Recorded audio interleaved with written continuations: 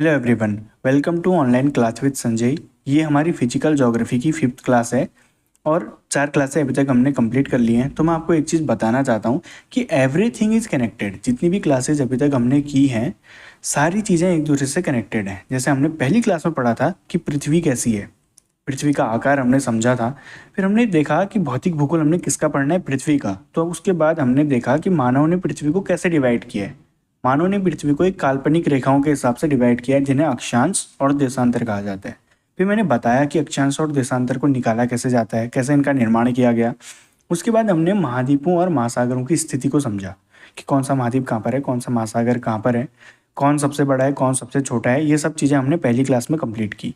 उसके बाद हमने सेकंड क्लास में देखा कि 23.5 डिग्री अक्षांश, उत्तरी और दक्षिणी का क्या महत्व है, यानी कि कर्क रेखा और जो मकर रेखा है उसका क्या यूज है, हम 23.5 डिग्री पर ही उसे क्यों बनाते हैं। ये चीज़ हमने सेकंड क्लास में पढ़ी। और हमने वहाँ पर यह भी पढ़ा कि सूर्य जब अक्षांश में परिवर्तन करता है तो उससे ऋतुओं में बदलाव आता है, और जब सूर्य देशांतरों में परिवर्तन करता है तो उससे दिन और रात की घटना घटित होती है। उसके बाद हमने उसी क्लास में पढ़ा था समय के बारे में कि समय का निर्धारण कैसे किया जाता है।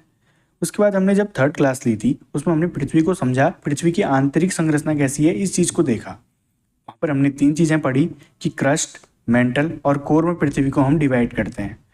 और हमने ये भी पढ़ा था कि पृथ्वी का आंतरिक भाग जो है वो बहुत ज़्यादा गर्म है और लावा के रूप में है, यानी कि सारे जितने भी मेटल हैं वो पिघले हुए हैं पृथ्वी के आंतरिक रूप में। अब इस चीज़ का साक्ष्य क्या है, हमें कैसे पता चल पाता है। अब हम खोद के तो नहीं जा सकते, क्योंकि जो पृथ्वी का ऊपरी भाग है वही 100 किलोमीटर बड़ा है।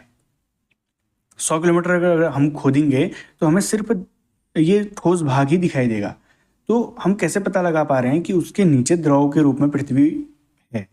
तो उसके लिए हमें प्रत्यक्ष और अप्रत्यक्ष 2 प्रकार के साक्ष्य मिलते हैं। अप्रत्यक्ष साक्ष्य की अगर हम बात करें तो उल्कापिंड और गुरुत्वीय जैसी चीज़ें हमें देखने को मिलती हैं, और अगर हम प्रत्यक्ष साक्ष्य की बात करें तो ज्वालामुखी या भूकंप हम देख पाते हैं। अब पृथ्वी पर तत्वों का वितरण कैसा है, यह हमने उसी क्लास में पढ़ा था कि सतह पर कैसे तत्व बिखरे हुए हैं, यानी कि सबसे मैक्सिमम रूप में कौन सा तत्व है, सबसे कम कौन सा तत्व पाया जाता है। संपूर्ण पृथ्वी में यानी कि ऊपरी सतह को लेकर या आंतरिक सतह को लेकर हम कितने प्रकार के तत्व देख पाते हैं, सबसे ज़्यादा कौन सा तत्व पाया जाता है, ये सब हमने उस क्लास में किया था। फिर उसके बाद हमने 4th क्लास में जो प्रत्यक्ष साक्ष्य हैं उनको लेकर के चर्चा की थी कि साक्ष्यों का परिचय हमने वहाँ पर किया था कि भूकंप आता है तो ये कैसे बताता है कि पृथ्वी की आंतरिक संरचना द्रव के रूप में है।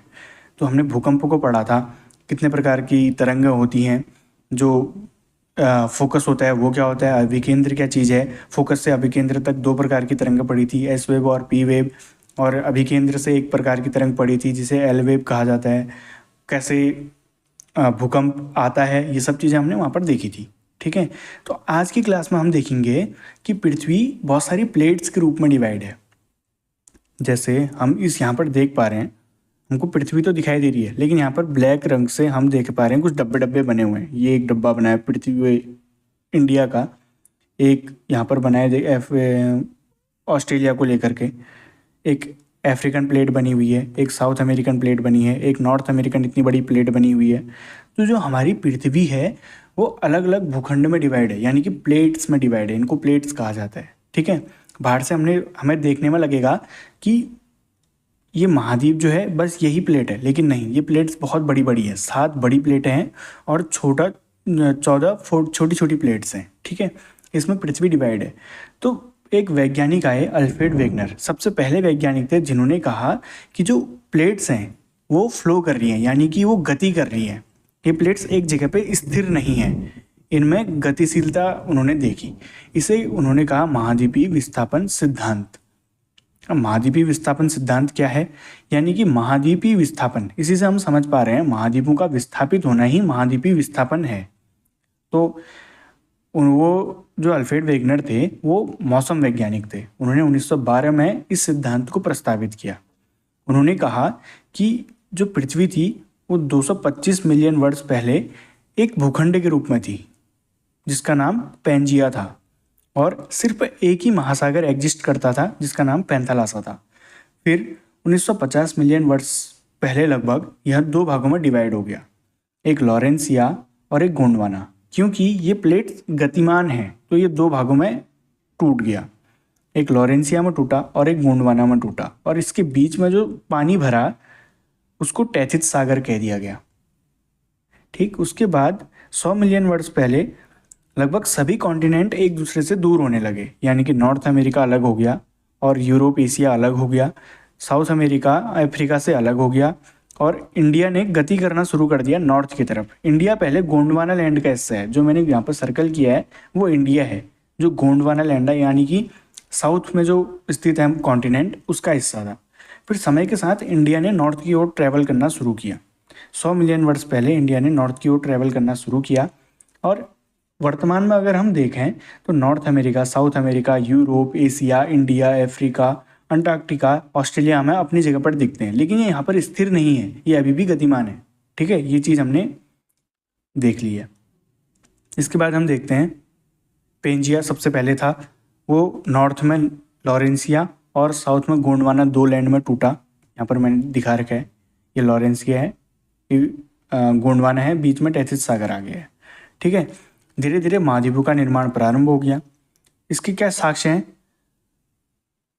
कि ये पहले एक ही लैंड था पूरा। इसके साक्ष्य ये हैं कि जिसोफिट मतलब होता है जैसे ये है, इसके सभी किनारे एक दूसरे के साथ कनेक्टेड हैं, तभी ये फिट हो पाएगा, वरना ये फिट नहीं हो सकता। ऐसे ही हम पृथ्वी को अगर देखें, जो नॉर्थ अमेरिका है, नॉर्थ अमेरिका का ये वाला हिस्सा, पश्चिमी हिस्सा, और यूरोप का स्कैंडिनेवियन हिस्सा, वहाँ के जो पर्वत हैं वो आपस में मिलते हैं, जिससे हमें पता चलता है कि हाँ ये एक दूसरे से पहले कनेक्टेड थे।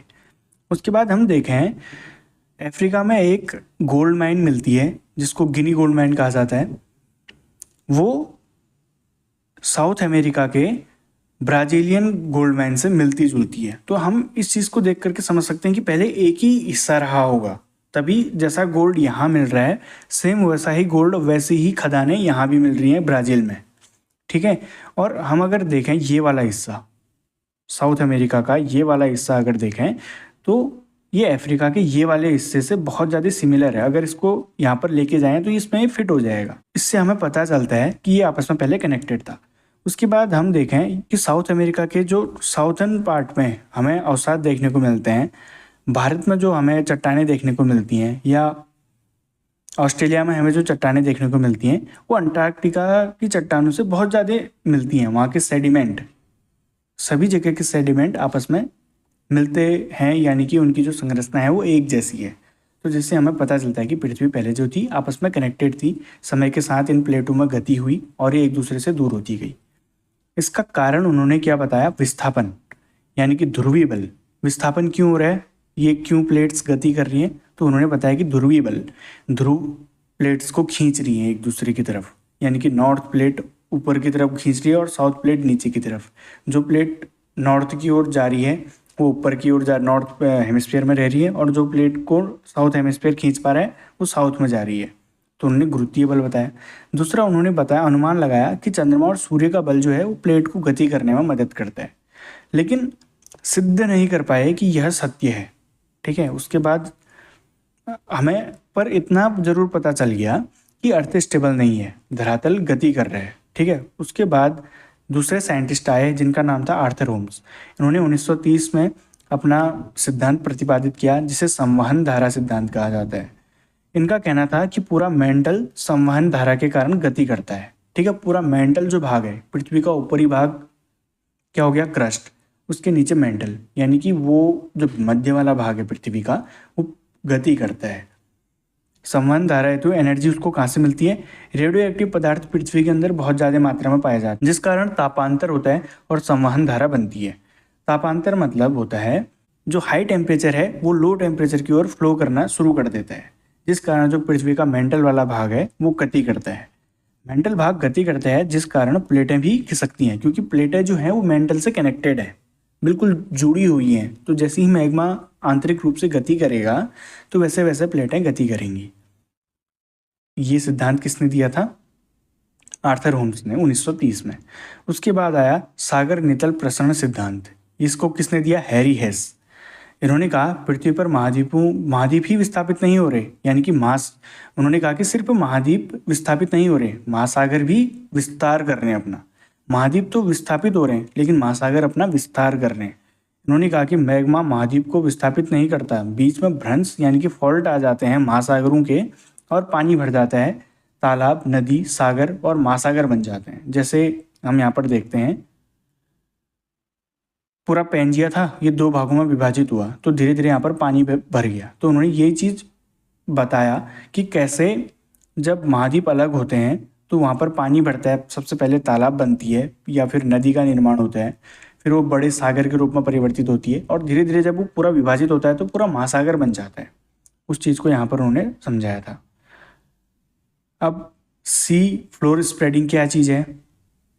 जब अंदर का मैग्मा, मैंने यहाँ पर तीर से दिखा रखा है, फ्लो करेगा, ठीक है, ये इधर को फ्लो कर रहा है, ये इधर को फ्लो कर रहा है, तो ये ऊपरी प्लेटों को एक दूसरे से दूर लेके जाएगा। तो यहाँ पर देखो फ्लो टूट गया है, टूटा, वहाँ से मैग्मा बाहर आएगा, मैग्मा बाहर आएगा, फिर ये धीरे धीरे ठंडा होगा तो नई सतह बन जाएगी। फिर ये मैग्मा उससे भी आगे को खिसकाएगा, आगे को खिसकाते रहेगा, मैग्मा अंदर से बाहर आते रहेगा और नई सतह बनते जाएगी। तो इसको कहा जाता है सी फ्लोर स्प्रेडिंग। यहाँ पर मैंने दिखाने की कोशिश की है, बीच में भ्रंश आ जा रहा है, क्यों? क्योंकि अंदर का जो मैग्मा है वो गति कर रहा है विपरीत दिशा में, विपरीत दिशा में मैग्मा गति कर रहा है, तो प्लेटें भी विपरीत दिशा में गति कर रही हैं। ये प्लेट यहाँ की ओर गति करेगी, ये वाली प्लेट यहाँ की ओर गति करेगी, जिससे बीच में भ्रंश पड़ गया और ये मैग्मा यहाँ से बाहर आना शुरू हुआ। मैग्मा बाहर आएगा तो नई सतह का निर्माण करेगा, ठीक है। इसको क्या कहा जाता है? सी फ्लोर स्प्रेडिंग कहा जाता है। इसके बाद इसका हम अगर एग्जाम्पल देखें तो अमेरिका और अफ्रीका के बीच अटलांटिक महासागर जो है उसमें हम देख पा रहे हैं, ये वाइट लाइन जो दिख रही है, यहाँ पर एक बहुत बड़ी दरार है। यहाँ से ये यहाँ को गति करता है और ये वाला भाग यहाँ को गति करता है, जिस कारण बीच में मैग्मा आता है और नई सतह का निर्माण करता है। इसमें जो बीच में दरार होती है वहाँ पर एक घाटी बन जाती है, बहुत गहरी दरार होती है, क्योंकि ये सीधे मेंटल से कनेक्टेड है। तो यहाँ पर जो दरार है उसको रिफ्ट वैली कहा जाता है। मेंटल भाग से सीमा निकलता है बाहर। मैंने आपको बताया था कि मेंटल जो बना है वो सीमा यानी कि सिलिका और मैग्नीशियम से बना हुआ है। इसी कारण जब सिलिका और मैग्नीशियम बाहर आता है तो जो समुद्र की सतह है वो किस चीज़ से बनेगी? सीमा से ही तो बनेगी। हमने पढ़ा था कि सियाल से महासागरीय भाग महाद्वीपीय भाग बना है सियाल से। जो महाद्वीपीय भाग है वो सियाल से यानी कि सिलिका और एल्यूमिनियम से बना है, और जो महासागरीय भाग है यानी कि ये समुद्र के नीचे वाला जो भाग है वो सीमा से बना है। अब वो सीमा से क्यों बना है? मैंने कहा था ना, सारी चीज़ें एक दूसरे से कनेक्टेड हैं। ये सीमा से इसलिए बना है क्योंकि लावा के रूप में सीमा ही बाहर आ पा रहा है। यहाँ पर दरार पड़ी और सीमा यहाँ से बाहर निकला तो सतह भी तो उसी से बनेगी। तो इस कारण हम पता कर पाते हैं कि महासागर का जो तल है वो सीमा से बना है, ठीक है।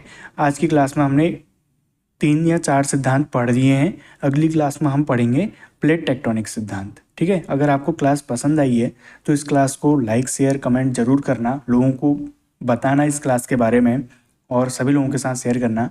आपको अगर कोई कमी लगती है तो ज़रूर मुझे बताना कि यहाँ पर ये गड़बड़ हो रही है, आप इस चीज़ को सुधारिए। अगर आपको कोई भी चीज़ प्रॉब्लम आती है तो आप कमेंट करके मुझे बता सकते हैं। Thank you so much.